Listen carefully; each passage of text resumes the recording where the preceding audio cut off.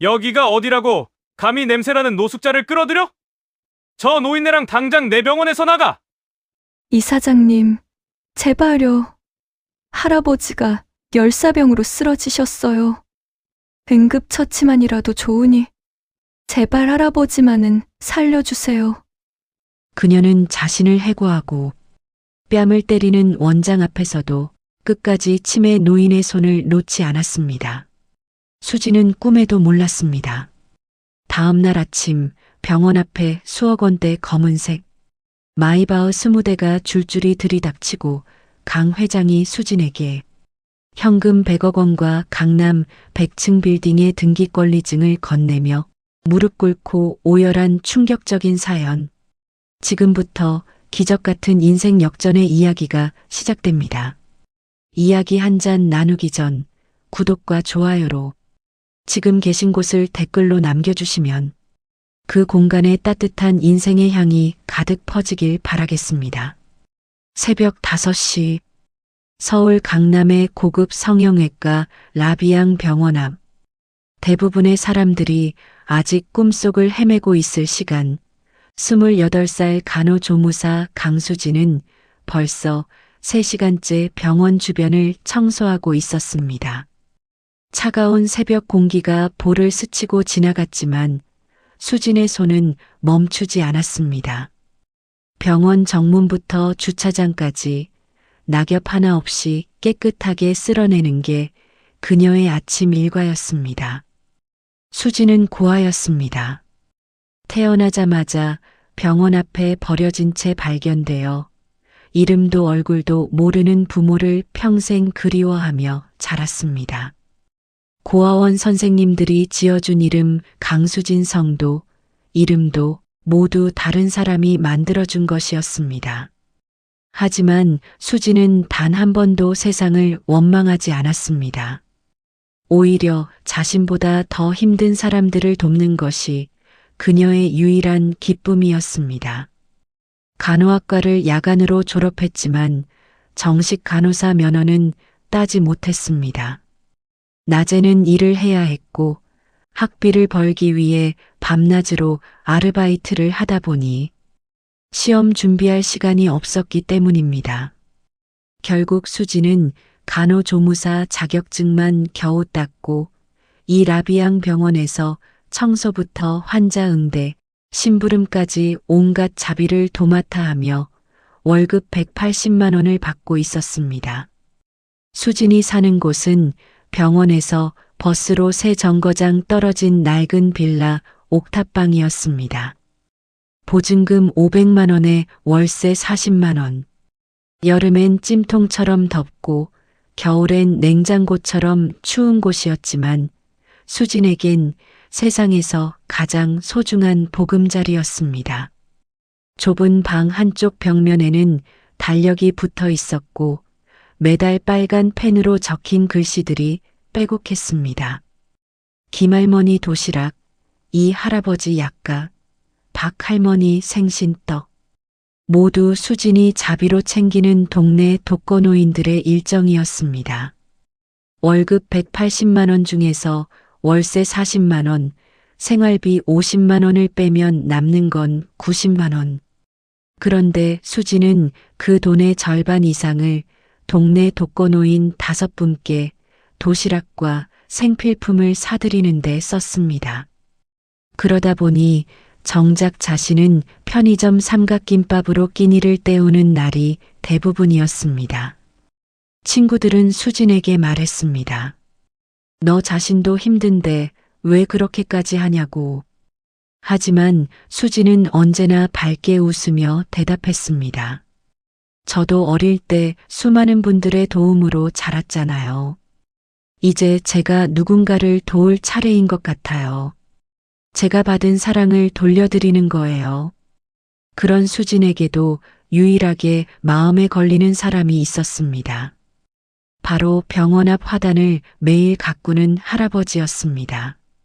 3년 전 어느 날 수진이 아침 청소를 하러 나왔을 때 처음 그 할아버지를 봤습니다. 낡아서 색이 바랜 작업복, 구부정한 허리, 거친 손. 할아버지는 아무 말 없이 병원 앞 작은 화단에 꽃을 심고 있었습니다. 수진이 다가가 물었습니다. 할아버지, 누가 시켜서 하시는 거예요? 아니, 그냥 꽃이 예뻐서 그게 전부였습니다.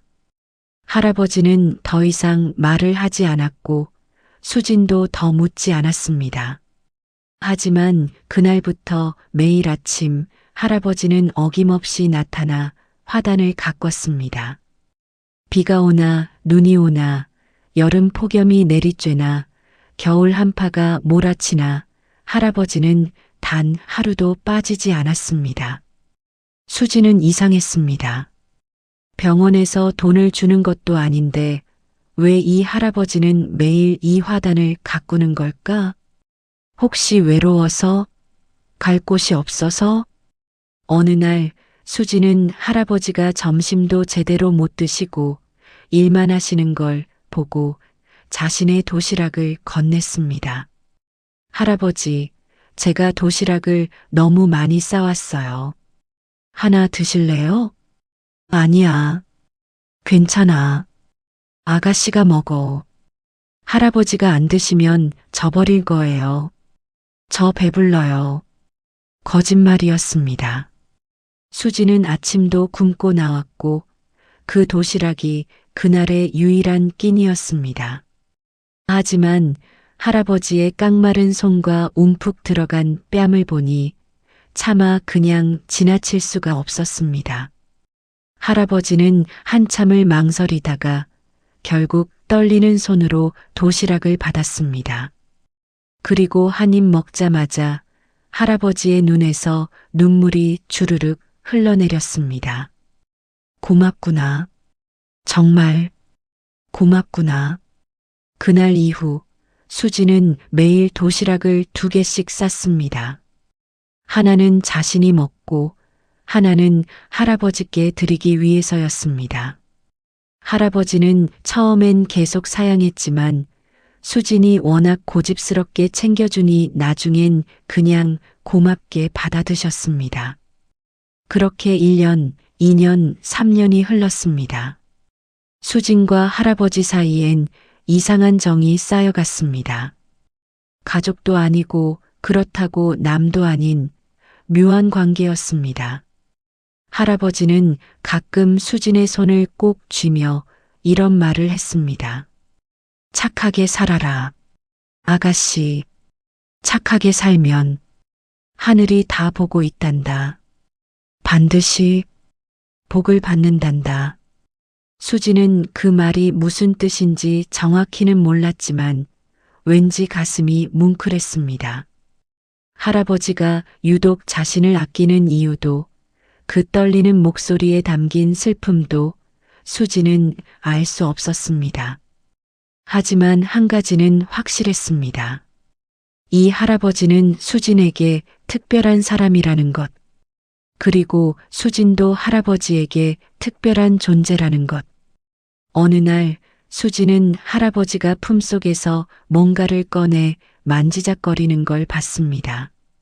낡고 녹슨 은시계였습니다. 뚜껑을 열면 안에 작은 사진이 붙어 있었는데 수지는 그 사진을 정확히 보지 못했습니다. 하지만 시계 뒷면에 새겨진 이니셜만은 또렷이 보였습니다. S, K.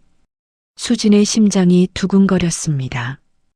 자신의 이름도 영어로 쓰면 SUJIN 캥, S, K였기 때문입니다. 설마, 그럴 리 없겠지. 수지는 고개를 저었습니다. 그건 너무나 황당한 상상이었으니까요.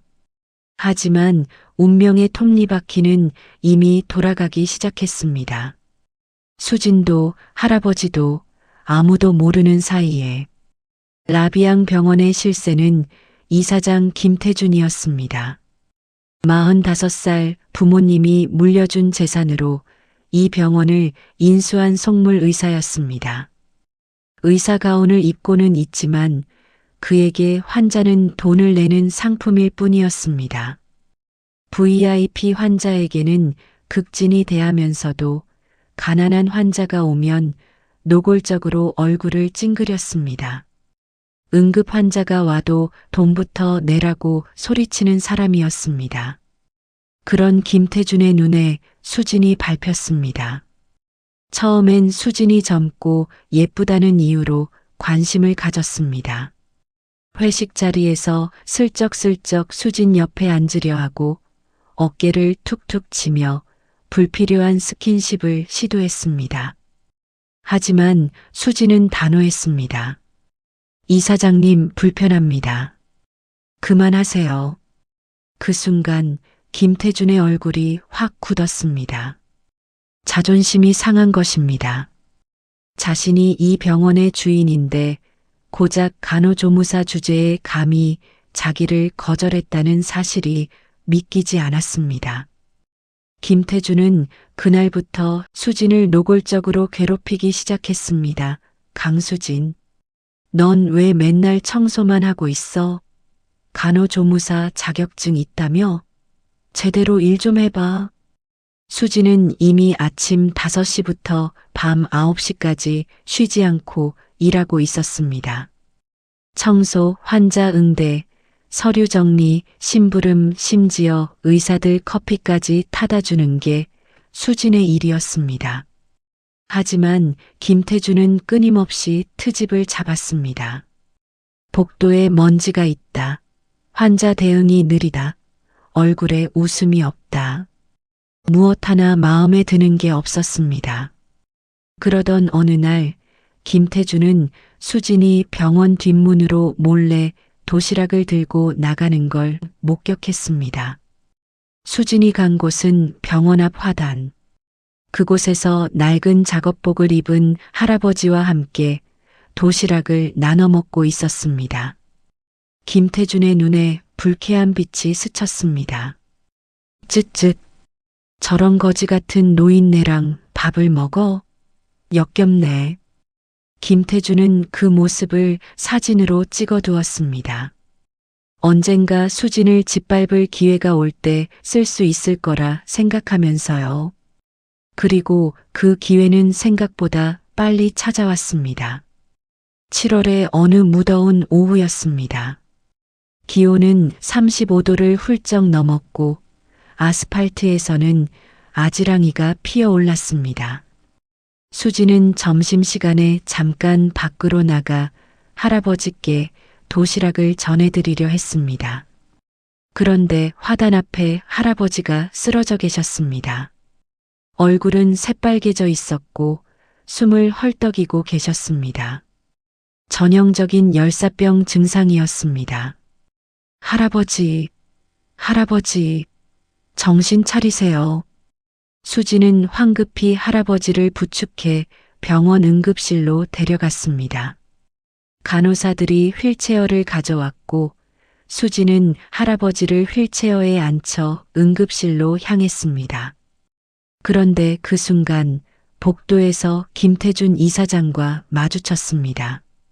김태준은 수진 옆에 할아버지를 보자마자 얼굴을 찌푸렸습니다. 강수진, 지금 뭐 하는 거야? 이사장님, 이 할아버지가 열사병으로 쓰러지셔서 응급처치를. 응급처치? 이 더러운 거지한테? 너 미쳤어? 당장 밖으로 내보내. 이사장님, 사람이 쓰러졌는데 어떡해. 닥쳐. 여긴 고급 성형외과야. VIP 환자들이 오는 곳이라고. 저런 냄새나는 노인네가 우리 병원 로비에 있으면 이미지가 얼마나 나빠지는지 알아? 당장 119 불러서 다른 병원으로 보내. 수진의 가슴이 무너졌습니다. 의사라는 사람이, 병원 이사장이라는 사람이 쓰러진 환자를 외모와 돈으로 판단하다니. 수진은 참을 수 없었습니다. 이사장님, 의사는 환자를 돈으로 보면 안 됩니다. 이 할아버지는 3년 동안 우리 병원 앞 화단을 무료로 가꿔주신 분입니다.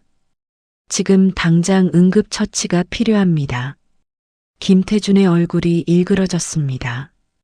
자신에게 대드는 수진이 너무나 거슬렸습니다. 그동안 쌓인 감정이 폭발했습니다.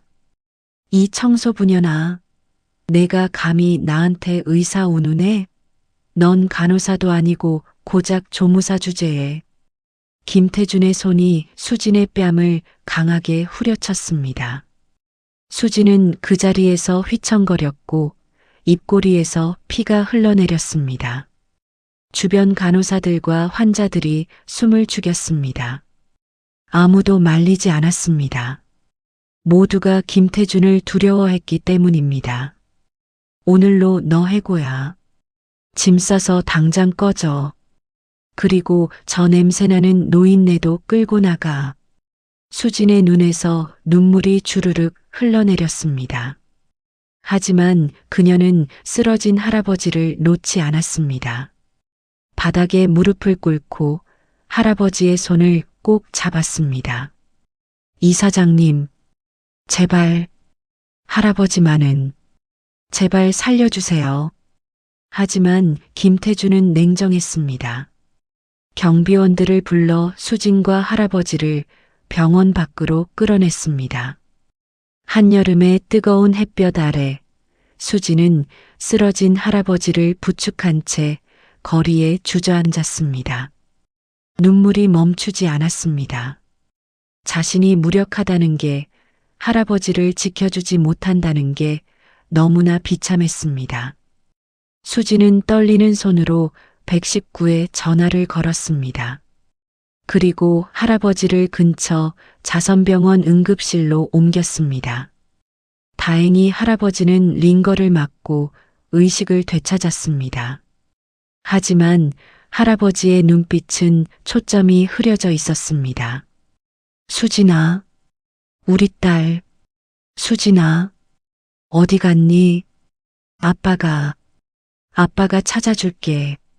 수진의 심장이 쿵쾅거렸습니다. 할아버지가 방금 뭐라고 했죠? 수진은 자신의 이름을 말씀하신 걸까요? 수진이 할아버지의 손을 꼭 잡고 물었습니다. 할아버지, 방금 뭐라고 하셨어요? 수진이가 누구예요? 하지만 할아버지는 다시 의식을 잃었습니다.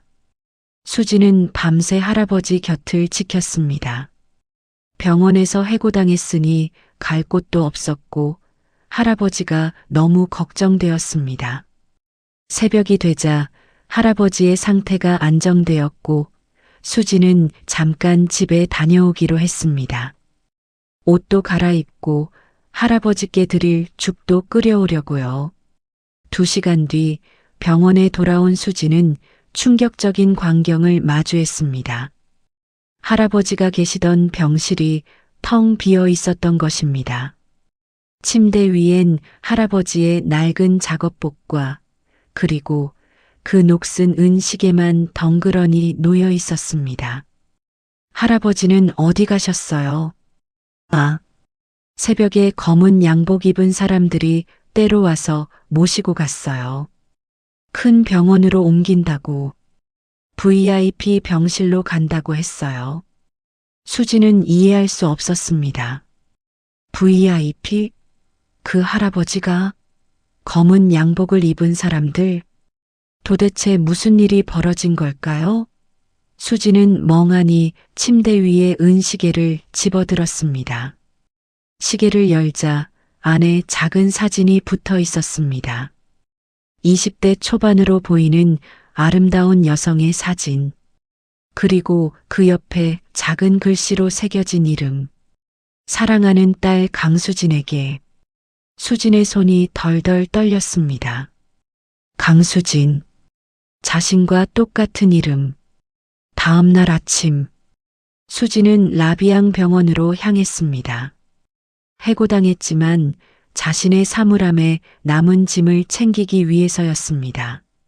하지만 병원 앞 풍경은 평소와 전혀 달랐습니다. 병원 정문 앞 도로가 완전히 봉쇄되어 있었고 경찰들이 교통을 통제하고 있었습니다. 그리고 그 한가운데 검은색 벤츠 마이바흐 세단 20대가 일렬로 늘어서 있었습니다. 수지는 눈을 의심했습니다. 마이바흐는 한 대에 수억 원을 호가하는 최고급 차였습니다. 그런 차가 20대나? 도대체 무슨 일이 벌어진 걸까요? 병원 로비는 더 혼란스러웠습니다. 검은 양복을 입은 경호원들이 50명도 넘게 도열해 있었고 그들은 모두 군인처럼 꼿꼿한 자세로 서 있었습니다. 가장 큰 차의 뒷문이 열렸습니다. 그리고 그곳에서 한 사람이 내렸습니다. 수지는 그 자리에서 얼어붙었습니다. 그 사람은 어제까지 자신이 도시락을 챙겨드렸던 그 할아버지였습니다. 하지만 완전히 달랐습니다. 구부정했던 허리는 꼿꼿이 펴져 있었고 낡은 작업복 대신 수천만 원짜리 이탈리아 맞춤 수트를 입고 계셨습니다. 한 손에는 금빛 지팡이를 들고 계셨고 얼굴엔 세상을 집어삼킬 듯한 위엄이 서려 있었습니다. 흐릿했던 눈빛은 이제 날카롭게 빛나고 있었습니다. 이게 정말 그 할아버지일까요? 수지는 혼란스러웠습니다. 강 이사장님 오십니다. 강 이사장? 수지는 그 이름을 들은 순간 머릿속이 하얘졌습니다. 강 이사장이라면 대한민국 최대 의료재단 청송의료재단의 설립자 강일도, 전국 15개 대학병원을 소유한 의료계의 전설, 40년 전 빈민가에서 무료 진료로 시작해 의료계에 살아있는 신화가 된 그 사람. 수지는 뉴스에서 몇 번 들어본 적이 있었습니다. 하지만 20년 전 유일한 딸을 잃고 은둔했다는 소문도 있었습니다. 병원 로비로 들어선 강일도, 그의 뒤를 비서와 변호사들이 따랐습니다. 병원 직원들은 모두 긴장한 표정으로 고개를 숙였습니다. 그때 복도 저편에서 김태준 이사장이 황급히 달려왔습니다. 김태준의 얼굴은 창백했고 손은 바들바들 떨리고 있었습니다. 그는 강일도 앞에 무릎을 꿇었습니다. 회장님, 죄송합니다. 제가 정말 죄송합니다. 회장님이신 줄 몰랐습니다. 김태준은 뒤늦게 깨달은 것입니다. 자신이 어제 쫓아낸 그 노인이 사실은 이 병원의 실질적 소유주였다는 것을. 라비앙 병원은 겉으로는 김태준 명의였지만 실제로는 청송의료재단의 자회사였습니다. 김태준은 그저 고용된 이사장에 불과했던 것입니다. 강일도는 차갑게 김태준을 내려다봤습니다. 그의 눈빛엔 분노가 가득했습니다. 김태준, 자네는 의사가 아니야. 인간의 탈을 쓴 짐승이지. 강일도는 천천히 말을 이었습니다. 그의 목소리는 차갑지만 떨림 없이 명확했습니다. 나는 3년 동안 이 병원을 지켜봤네. 일부러 가난한 노인으로 위장해서 자네가 환자들을 어떻게 대하는지, 직원들을 어떻게 괴롭히는지 모두 봤어. VIP 환자에겐 아첨하고 가난한 환자는 문전박대하고 심지어 쓰러진 노인을 거리로 내쫓는 자네의 모습도 내 눈으로 직접 봤네. 김태준은 얼굴이 새하얗게 질렸습니다. 그동안 자신이 저지른 모든 일들이 강일도의 눈에 다 보였다는 것입니다. 변명의 여지가 없었습니다. 서류를 내게. 비서가 두꺼운 파일을 건넸습니다. 강일도가 파일을 바닥에 던지자 수십 장의 서류가 사방으로 흩어졌습니다. 이게 자네가 지난 5년간 저지른 범죄 기록일세. 제약회사 리베이트, 환자 기록 조작, 무면허 수술 대행, 횡령, 성추행 고소 은폐. 증거는 차고 넘쳐. 오늘부로 자네의 의사 면허는 영구 박탈이야. 형사 고발도 이미 접수했어. 검찰이 곧 올 거야. 회장님, 제발 한 번만 용서해 주십시오. 다시는 안 그러겠습니다. 용서? 자네가 짓밟은 수많은 환자들에게 용서를 구하게. 난 의사로서 자네를 용납할 수 없어. 썩어 빠진 의사는 감옥에서 평생 썩어야 해. 그때였습니다. 강일도의 시선이 로비 한쪽 구석에 숨어있던 수진에게 향했습니다. 수진은 숨을 죽이고 있었지만 강일도의 날카로운 눈은 수진을 놓치지 않았습니다. 강일도가 천천히 수진에게 걸어왔습니다. 경호원들이 길을 열어주었고 모든 사람들의 시선이 수진에게 쏠렸습니다. 수진은 두려웠습니다. 자신도 혹시 책망을 받는 건 아닐까? 자신이 조무사 주제의 이사장에게 대든 것 때문에 문제가 되는 건 아닐까? 하지만 강일도가 수진 앞에 섰을 때 그의 눈에서 눈물이 흘러내렸습니다. 수진아. 수진은 가슴이 철렁했습니다. 할아버지가 자신의 이름을 어떻게 아는 거죠? 강일도는 떨리는 손으로 수진의 왼쪽 어깨를 가리켰습니다. 왼쪽 어깨에 별 모양 점이 있지? 수진은 깜짝 놀랐습니다. 맞았습니다. 수진의 왼쪽 어깨엔 태어날 때부터 있었던 작은 별 모양 점이 있었습니다. 옷을 입으면 보이지 않는 곳이라 아무도 몰랐습니다. 어떻게 할아버지가 그걸 아시는 거죠? 20년 전 내가 잃어버린 딸도 왼쪽 어깨에 별 모양 점이 있었단다. 이름도 강수진. 나이도 지금 너와 똑같아. 3살 때 유괴당해서 20년을 찾아 헤맸어. 수진의 머릿속이 하얘졌습니다. 자신이 고아원에서 받은 이름도 나이도 맞습니다. 별 모양 점도 맞습니다.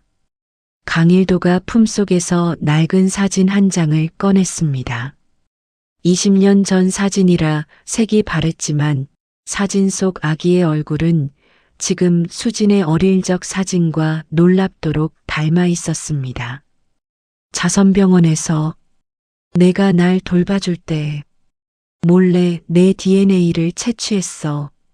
검사 결과 99.99% 일치하더구나. 내가 20년을 찾아 헤맨 내 핏줄이야. 수진은 그 자리에 주저앉았습니다. 눈물이 폭포수처럼 쏟아졌습니다. 평생 그리워했던 부모님, 밤마다 혼자 울면서 찾았던 가족. 그게 바로 자신이 3년 동안 도시락을 챙겨드렸던 그 할아버지였다니. 아니, 아버지였다니. 아버지. 정말 제 아버지세요. 꿈이 아니에요? 꿈이 아니야. 현실이야. 미안하다, 수진아. 아빠가 20년이나 늦었구나. 내가 얼마나 힘들었을까. 얼마나 외로웠을까. 아빠가 미안해. 두 사람은 한참을 울었습니다. 20년 동안 떨어져 있던 부녀가 마침내 다시 만난 순간이었습니다. 주변 사람들도 모두 눈물을 흘렸습니다. 이 극적인 재회를 지켜보는 것만으로도 가슴이 뭉클했습니다. 강일도는 수진의 손을 꼭 잡고 일어섰습니다. 그리고 주변을 향해 차분히 말했습니다. 오늘부로 라비앙 병원은 문을 닫습니다. 이 건물은 청송자선병원으로 새롭게 열 것이고 원장은 내 딸 강수진이 맡을 겁니다. 수진은 깜짝 놀랐습니다. 하지만 강일도의 눈빛은 확고했습니다. 수진아, 의사 면허보다 중요한 게 있어. 바로 사람을 향한 진심이지. 아빠가 옆에서 도와줄 테니 우리 함께 만들어 보자. 수진의 눈에서 눈물이 흘렀습니다. 평생 꿈꿔왔던 일이 눈앞에 있었습니다. 강일도는 비서에게 신호를 보냈고 비서가 가죽 서류 가방을 열었습니다. 이건 청송의료재단 지분 30%야. 시가로 3천억 원이 넘어. 그리고 이건 강남 펜트하우스 등기증. 내가 살 집이야. 강일도는 계속 서류를 꺼냈습니다. 현금 100억 원 계좌하고 4명의로 된 벤츠 한 대. 기사도 배치했어. 어제까지 월급 180만 원으로 살던 수진이 하루아침에 재벌 상속녀가 된 것입니다. 하지만 수진은 돈보다 중요한 걸 알고 있었습니다. 아버지, 저는 그냥 아버지가 계신 게 너무 좋아요. 알아. 하지만 이건 내가 받아야 할 몫이야. 이제 넌 당당하게 내가 하고 싶은 일을 할 수 있어. 그때 바닥에 엎드려 있던 김태준이 다시 빌기 시작했습니다. 회장님, 제발 한 번만. 수진 씨, 제가 잘못했습니다. 수진은 김태준을 내려다봤습니다. 어제까지 자신을 때리고 모욕하던 사람이 지금은 바닥에 엎드려 있었습니다. 김태준 씨, 당신을 용서할 수 없어요. 당신이 저한테 한 일 때문이 아니라 그동안 얼마나 많은 환자들을 짓밟았는지 알기 때문입니다. 법의 심판은 받으셔야 해요. 경찰들이 들어왔습니다. 김태준은 수갑이 채워진 채 끌려갔습니다. 수진은 깨달았습니다. 권력으로 남을 짓밟는 자는 결국 자신도 짓밟히게 된다는 것을. 3개월이 흘렀습니다. 라비앙 병원은 청송자선병원으로 새롭게 태어났습니다. 최첨단 의료 장비를 갖췄지만 가난한 환자도 무료로 치료받을 수 있는 곳이었습니다. 병원장 강수진은 매일 아침 환자들을 직접 맞이했습니다. 수진이 가장 먼저 초대한 분들은 3년 동안 도시락을 챙겨드렸던 동네 독거노인 5분이었습니다. 수진아, 내가 이렇게 큰 사람이 되다니. 할머니, 이제 아프면 언제든 오세요. 제가 돌봐드릴게요. 강일도는 매일 병원 앞 화단을 가꿨습니다. 예전처럼 꽃을 심고 물을 주었습니다. 직원들이 정원사를 부르겠다고 했지만 강일도는 고개를 저었습니다. 아니야. 이 화단이 나와 수진을 다시 만나게 해줬거든. 어느 날 저녁 수진과 강일도는 병원 옥상에 함께 올라갔습니다. 서울의 야경이 눈앞에 펼쳐졌습니다. 수진아, 혹시 아빠를 원망한 적 있니? 20년 동안 못 찾아줘서. 아니에요, 아버지. 저는 고아원에서 자라면서 어려운 사람들의 마음을 알게 됐어요. 그게 오히려 감사해요. 강일도의 눈에서 눈물이 흘렀습니다. 수진아, 아빠가 너를 자랑스럽게 생각한단다. 저도 아버지가 자랑스러워요. 40년 동안 가난한 사람들을 위해 일하신 아버지요. 2 사람은 한참을 그렇게 서로를 안고 있었습니다. 차가운 가을바람이 불었지만 2 사람의 마음은 따뜻했습니다. 청송자선병원은 날이 갈수록 유명해졌습니다. 돈이 없어 치료받지 못하던 환자들이 찾아왔고 수진은 모두를 따뜻하게 맞았습니다. 원장님 감사합니다. 다른 병원에서는 돈이 없다고 쫓겨났는데 여기서는 가족처럼 대해주시네요. 여기서는 아무도 차별받지 않아요. 누구나 소중하니까요. 어느 일요일 오후 수진과 강일도는 함께 고아원을 방문했습니다. 수진이 자랐던 그곳이었습니다. 여러분, 저도 여러분처럼 고아였어요. 하지만 포기하지 않고 착하게 살았어요. 그랬더니 하늘이 지켜봐 주셨어요. 여러분도 절대 포기하지 마세요. 아이들의 눈이 반짝였습니다. 수지는 장학금을 전달하며 약속했습니다. 이 아이들이 꿈을 이룰 수 있도록 끝까지 돕겠다고. 저녁이 되어 집으로 돌아온 수지는 거실 소파에 앉았습니다. 창밖으로 강남의 야경이 보였습니다. 몇 달 전만 해도 좁은 옥탑방에서 살았는데 지금은 따뜻한 펜트하우스에 있습니다.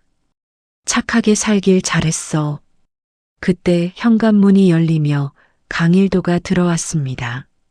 손에는 따뜻한 국밥 2그릇이 들려 있었습니다. 수진아, 내가 예전에 아빠한테 사줬던 국밥집 기억나니? 오늘 거기 가서 사왔어. 두 사람은 식탁에 마주 앉아 국밥을 먹었습니다. 펜트하우스의 화려한 샹들리에 아래에서 소박한 국밥을 나누는 부녀. 그 모습은 세상 어떤 그림보다 아름다웠습니다. 가난해도 선하게 살았던 수진에게 하늘은 세상에서 가장 큰 선물을 주었습니다. 잃어버린 아버지와 꿈꾸던 모든 것을, 그리고 무엇보다 소중한 것, 바로 진심으로 사랑하고 사랑받을 수 있는 가족을.